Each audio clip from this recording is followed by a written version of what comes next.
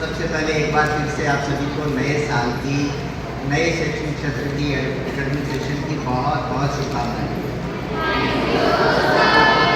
और हर नया साल इस आशा के साथ हम शुरू करते हैं ज़्यादा अच्छा होगा।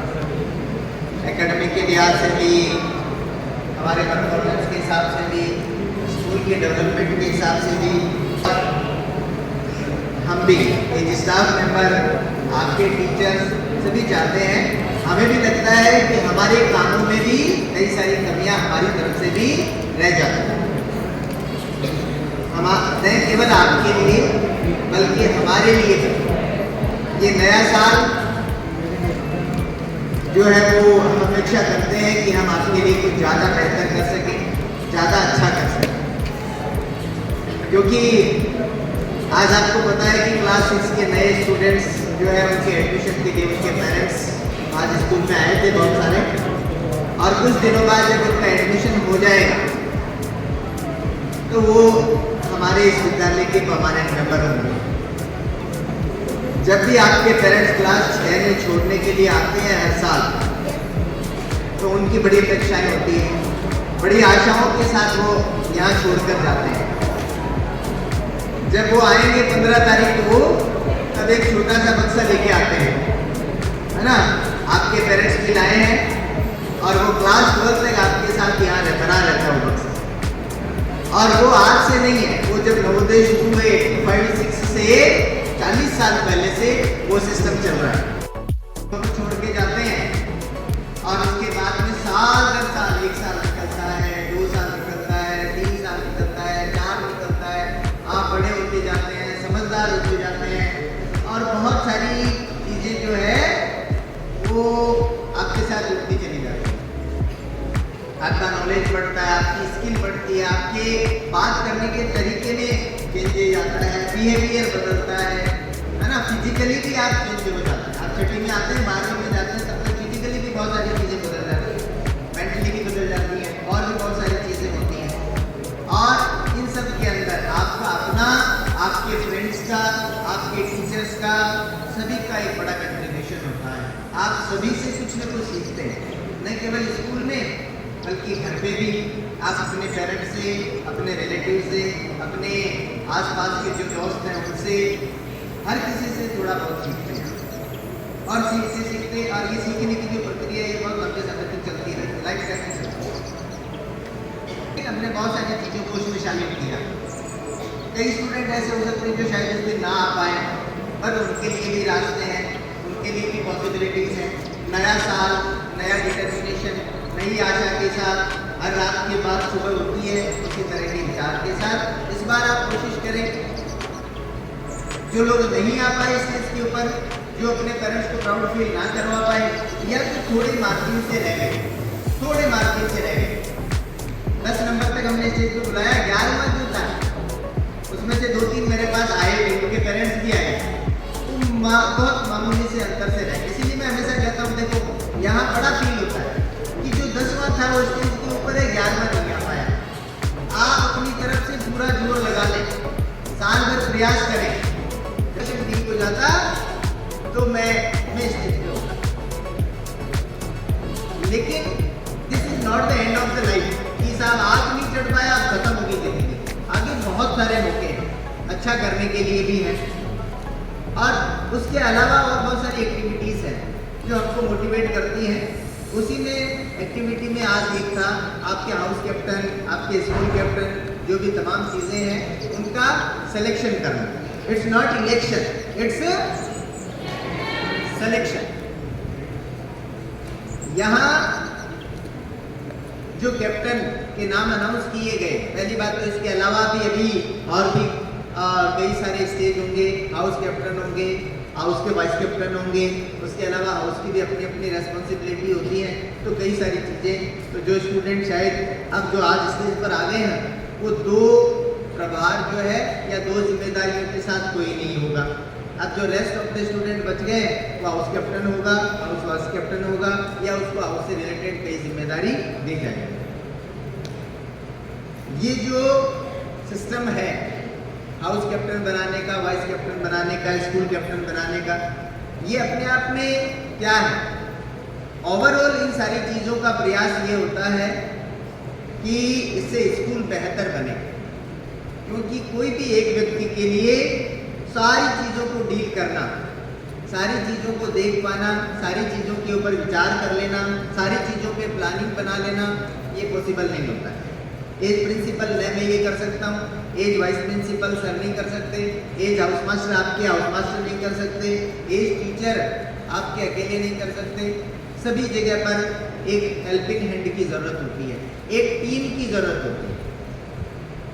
और आज ये जो कैप्टन अनाउंस किए गए हैं, ये एक टीम बनी है, और इस टीम में जो रह गए हैं अभी, इस टीम का भी और एक्सपेंशन होना है, हाउस कैप्टन भी बनेंगे और जो भी हैं तो वो एक्सपेंशन होगा एक। और जिस तरीके से घर में बड़े मेंबर्स का रोल बहुत इंपॉर्टेंट होता है, ऐसे ही जिम्मेदारी किसी 9th 10th 11th 6th 7th class के स्टूडेंट को नहीं दी जाती है।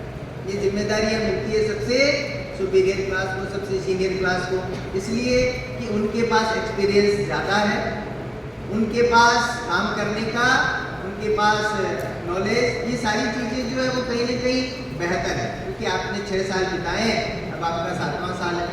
जिम्मेदारियाँ पीढ़ी दर पीढ़ी आगे चलती हैं।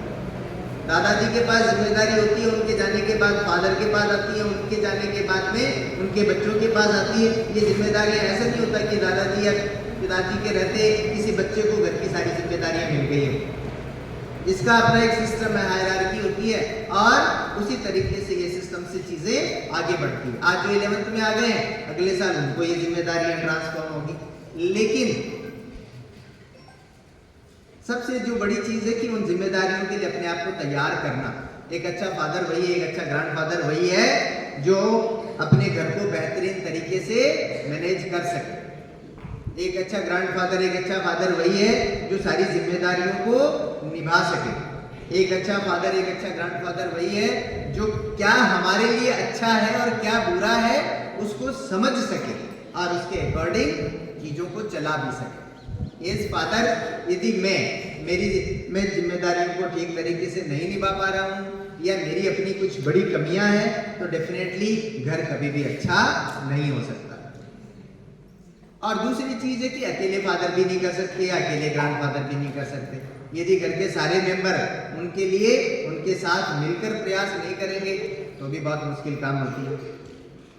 तो आज जिन लोगों को ये जिम्मेदारियां दी गई है, उसका अल्टीमेट जो चीज़ें हमारा एक टारगेट है, एम है कि हम स्कूल को बेहतर बना सकें। बहुत सारे एस्पेक्ट हैं स्कूल के, बहुत सारी चीज़ें हैं, उन सारी चीज़ों के ऊपर आपको विचार करना है। एक स्कूल के लिए हम ग्रीन टीम भी बनाने के ऊपर विचार कर रहे हैं। ग्रीन टीम इन सेंस बहुत सारी चीज़ें, आप जानते हैं कि एनवायरनमेंट की समस्याएं बहुत डे बाय डे जो इंक्रीज हो रही है। पढ़ते भी हम बहुत सारी चीज़ें हैं, लेकिन उसको फॉलो हम नहीं कर पा रहे। इलेक्ट्रिसिटी कंजप्शन बहुत ज़्यादा है हमारे स्कूल में, उसको हम कैसे ठीक कर सकते हैं। लाइट, पंखे चल रहे हैं, क्लासेस में कोई नहीं है तब चल रहे हैं, हाउस में कोई नहीं है तब चल रहे हैं।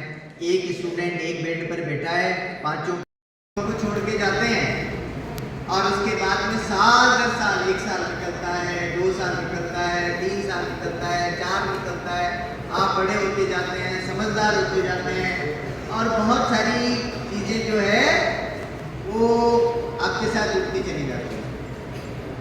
आपका नॉलेज बढ़ता है, आपकी स्किल बढ़ती है, आपके बात करने के तरीके में चेंजेज आता है, बिहेवियर बदलता है ना। फिजिकली भी आप चेंज हो जाते हैं। आप छठी में आते हैं, 12वीं में जाते हैं, तब तक फिजिकली भी बहुत सारी चीज़ें बदल जाती हैं, मेंटली भी बदल जाती हैं और भी बहुत सारी चीज़ें होती हैं।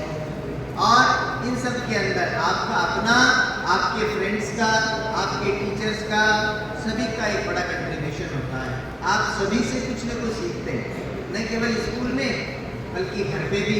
आप अपने पेरेंट्स से, अपने रिलेटिव से, अपने आसपास के जो दोस्त हैं उनसे, हर किसी से थोड़ा बहुत सीखते हैं।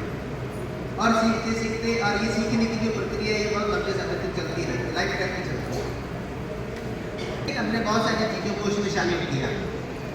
कई स्टूडेंट ऐसे हो सकते हैं जो शायद उस दिन ना आ पाए, पर उनके लिए भी रास्ते हैं, उनके लिए भी पॉसिबिलिटीज़ हैं।